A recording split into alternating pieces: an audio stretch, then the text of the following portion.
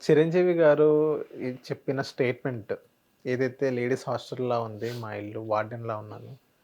Next అబ్బాయైనా కావాలన్నట్టుగానే చెప్పడం జరిగింది. దీనికి అందరూ దుమ్మెత్తి పోస్తున్నారు చిరంజీవి గారు. ఈవెన్ కొంతమంది ఏమంటారంటే అమ్మాయి కావాలి, అబ్బాయి కావాలని సహజంగా ఎవరైనా కోరుకుంటారు. అలా చిరంజీవి గారు కూడా కోరుకున్నారు. అందులో తప్పేముంది అన్నట్టుగానే చెప్తున్నారు. దానిపైన మీరేమంటారు మేడం? అంటే అబ్బాయిని కోరుకునే వరకు తప్పులేదండి. హ్మ్.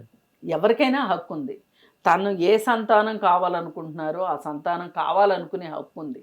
కానీ తను అనుకున్న సంతానం గాకుండా వేరే సంతానం వస్తున్నారు అన్నప్పుడు వ దాన్ని టెర్మినేట్ చేసుకునే హక్కు మీకు లేదు.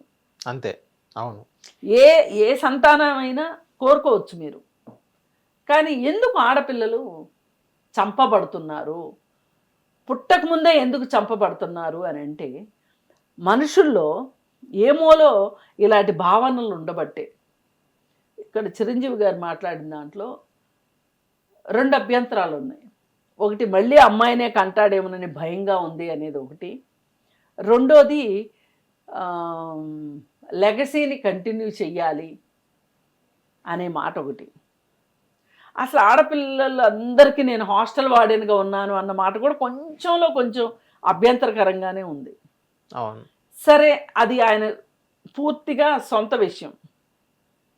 కానీ ఇప్పుడు ఈ విషయం ఏదైతే ఉందో, నా లెగసీ మన లెగసీని ముందుకు తీసుకెళ్ళాలి అంటే అబ్బాయి ఉండాలి అనేది, ఏం ఆడపిల్లల లెగసీని ముందుకు తీసుకెళ్ళరా?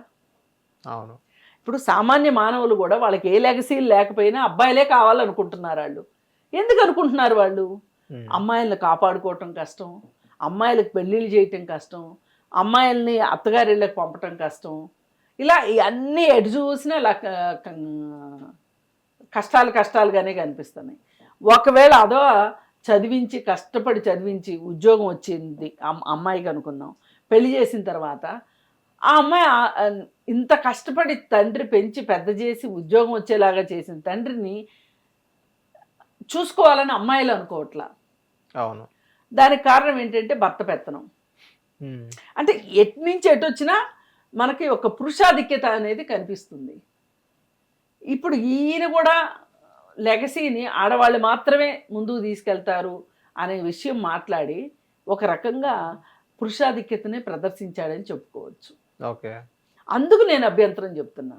కానీ ఒక ఇంట్లో ఒక అమ్మాయి ఉన్నప్పుడు ఇంకో అబ్బాయి ఉండాలనుకోవటం తప్పు కాదు. అబ్బాయి ఉన్నప్పుడు అమ్మాయి ఉండాలనుకోవటం తప్పు కాదు. అవును. అవి తప్పులు కాదు. ఇప్పుడు ఈయన మాట్లాడింది కూడా ఎందుకు తప్పు అవుద్దంటే, ఈయన ఒక ఇన్ఫ్లుయెన్సర్ అవునన్నా కాదన్నా. చాలామందికి ఆరాధ్య దైవం. అలాంటి వాళ్ళకి ఒకవేళ ఇలాంటి ఉద్దేశమే ఉందనుకోండి, ఏది ఇద్దరు అమ్మాయిలు ఉన్నారు, మళ్ళీ కాన్పుకి వెళ్ళాలి, మళ్ళీ ఇంకోసారి కనాలి అంటే మళ్ళీ అమ్మాయి పుట్టుద్దేమని భయపడే వాళ్ళకి అసలు అబ్బాయి కోసం కాన్పులు ఎక్కువ కనే వాళ్ళు కూడా చాలా తప్పు. ఓకే. ఎందుకు మీకు అబ్బాయిలంటే అంత మోజు? కట్నం వస్తదనా? అదే కదా మరి. ఆ! పైగా మన ఇంటి పేరు మోస్తాడు, మన వంశాన్ని నిలబెడతాడు, హ్మ్. మన వంశం వంశాన్ని పెంచుతాడు. వంశాభివృద్ధి చేస్తాడు. హ్మ్. ఈ ఇంటి పేరు, కులము ఇవన్నీ కూడా జబ్బులు. అవును. ఐడెంటిటీ క్రైసిస్‌లో వచ్చేటువంటి మాటలు ఇవి. అంతకంటే వేరే లేదు. కానీ ఇంత పెద్దవాళ్ళ నోట్లో నుంచి ఆడపిల్లల గురించి ఇలాంటి మాటలు బయటకొస్తే మామూలు వాళ్ళు లేమ్యాన్స్ కూడా ఈరోజు ఆడపిల్లలు వద్దు అనుకుంటున్నారు. హ్మ్. ఒకప్పుడు ఏమనుకునేవాళ్ళంటే నారు పోసినోడు నీరు పోయిడా దేవుడు అనుకునేవాళ్ళు. ఇప్పుడు నారు లేదు, నీరు లేదు. అంతా మనమే అనే పరిస్థితికి వచ్చారు. అందుకని ఆడపిల్ల పుడితే ఎట్లా? ఆడపిల్లని కాపాడుకోవటం ఎట్లా? కాలేజీకి పంపటం ఎట్లా? మళ్ళీ ఇలా రకరకాల భయాలన్నమాట. ఈ భయాల మధ్యలో కొట్టుమిట్టాడుతున్నారు. హ్మ్. కొట్టుమిట్టాడి చాలామంది అసలు అమ్మాయిలు వద్దు అనుకుంటున్నారు. ఆ కారణంగానే మనకి 100 మంది అబ్బాయిలకి 935 మంది అమ్మాయిలు ఉన్నారు అవును. ఇవాళ. ఇట్లా ఈ ప్రపంచంలో ఎక్కడా లేదు ఇది. హ్మ్.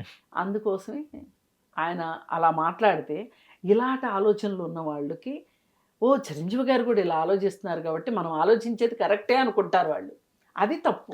ఇన్ఫ్లుయెన్స్ అవుతారు. అది ఒక రాంగ్ సిగ్నల్ వెళ్తుంది సొసైటీలోకి. అందుకని ఇప్పుడు ఆయన ఏకాంతంగా వాళ్ళ ఇంట్లో కూర్చొని వాళ్ళ కుటుంబ సభ్యుల మధ్యలో ఈ మాట మాట్లాడారనుకోండి, అసలు మనకు ఎలా తెలుస్తుంది తెలియదు, తెలిసినా మనం వ్యాఖ్యానించడానికి లేదు.